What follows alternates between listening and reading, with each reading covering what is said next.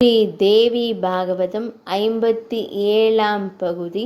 தம்பதிகளின் வாழ்வில் ஒரு போராட்டம்.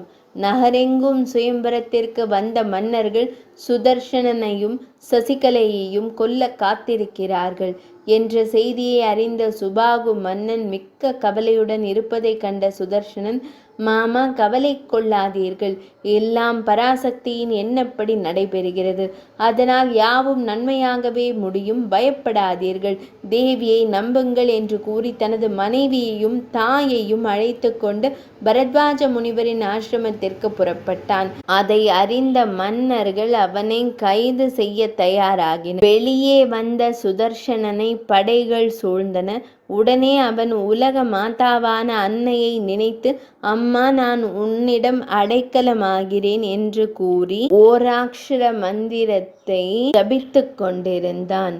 யுதாஜித்தும் சத்ருஜித்தும் பெரிய படையுடன் வந்து சுதர்சனனை சூழ்ந்தனர். பெரும் போர் மூண்டது. மகாதேவி சிவந்த ஆடை தரித்து திவ்ய திருவாபரணங்கள் அணிந்து மந்தார மாலைகள் சாற்றி பலவிதமான ஆயுதங்களுடன் சிங்க வாகனத்தில் ஏறி வந்து சுதர்சனனுக்கு அருகில் நின்றாள். அவளை கண்ட சுதர்சனன் அம்மையே என மெய்யுருக அழைத்தான். அம்பிகை ஏறி வந்த சிங்கம் பல முறை கர்ஜித்தது. அதன் ஒலி பெரும் காற்றாக உருவெடுத்து எதிர்த்த மன்னர்களையெல்லாம் தூக்கிச் சென்று ஒரு கரையில் தள்ளியது. அதை கண்ட யுதாஜித்தும் பேரனான சத்ரஜித்தும் சுதர்சனனை எதிர்த்தனர். மூவருக்கும் இடையில் பெரும் போர் நடைபெற்றது. அதை நடக்க விடாது தடுத்த தேவி அவர்கள் இருவரையும் கொன்றாள். அதனால் மகிழ்ந்த சுபாகு மன்னன் தேவியை வணங்கினான்.